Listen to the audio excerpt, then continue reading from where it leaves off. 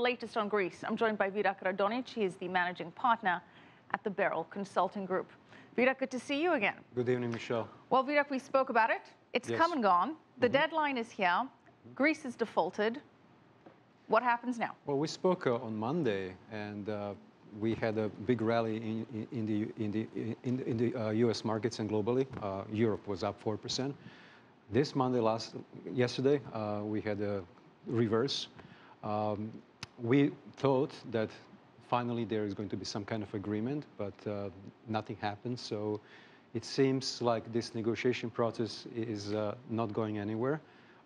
We might need somebody like the U.S. to maybe mediate You think the U.S. could step in and mediate here? Well, I think we need a mediator here because it seems like Greek negotiators and European negotiators, they just cannot get along for some reason. Maybe there's some personality issues as well. That's an interesting perspective. You're advocating some third-party intervention. Well, you know, we were surprised because we've been playing this game of extend and pretend for the longest time. Were you surprised that the European Union, the IMF, they didn't blink and they didn't grant another line of credit? I must say I'm a little bit surprised. I thought that there's going to be a deal last week, but as we discussed, it's going to be extend and pretend type of deal.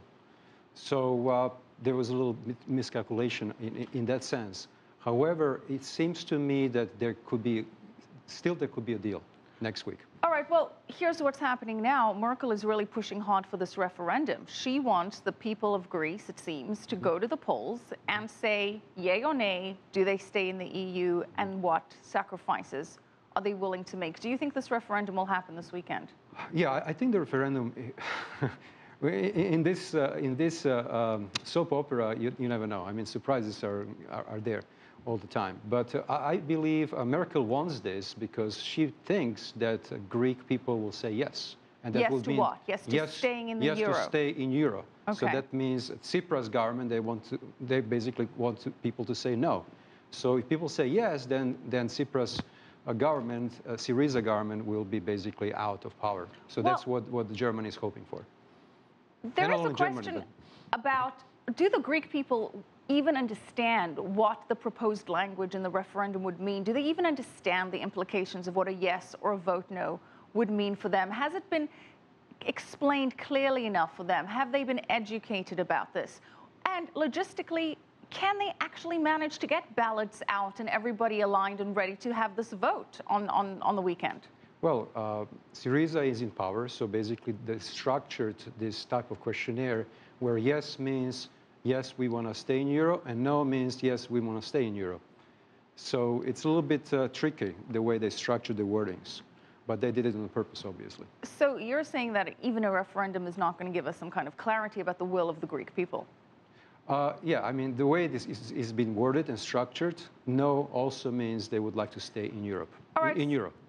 So assuming there is a no vote, does this mean that the Eurozone is now going to evict Greece? Well, are we going to see the Brexit? Unfortunately, if we do get no vote, I think peripheral countries' bonds, the yields will spike.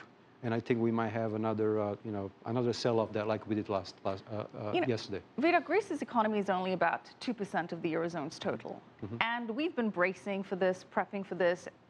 Why would this still be such a big deal if they left? Well, because Spain, internal debt, people in Spain, they own lots of money to the banks. So the austerity is kind of silently killing them as well. Portugal, Ireland to a lesser extent, Italy especially as well. So these are little issues, contagion channels that still exist. So the concern is that Spain and Portugal and everybody else is going to come in and say, hey, wait a minute, now we want to renegotiate our deals. Well, even if you have a 5% chance of that concern, the market is very nervous right now. VIX spiked 35% yesterday. Right. That's the biggest spike this year. That, again, is the gauge of volatility, the fear gauge of the market, as we call it. So that's telling you something. However, I firmly believe that the sell-off that we had is already priced in. So I don't think there is going to be, a contagion like what VIX indicated. Vidak, we've said this before. Greece is negotiating a deal to get money, to pay back the interest on money that they owe the people that they borrowed the money from in the first place. Right. So why doesn't the EU and the IMF and its creditors just say, you know what, we have too much to lose here if you leave, let's just call the whole thing off? Well, I mean, Syriza government also agrees with that point. It just doesn't make any sense. Lots of things do not make sense.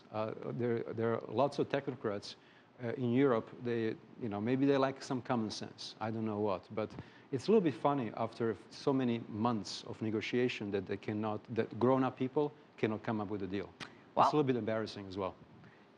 Embarrassing is a word for it, and interesting that you think it's time that someone like the US steps in. All right, we're going to have to leave it there. Thank you so much, Vidak Radonjic, Managing Partner at Beryl Consulting.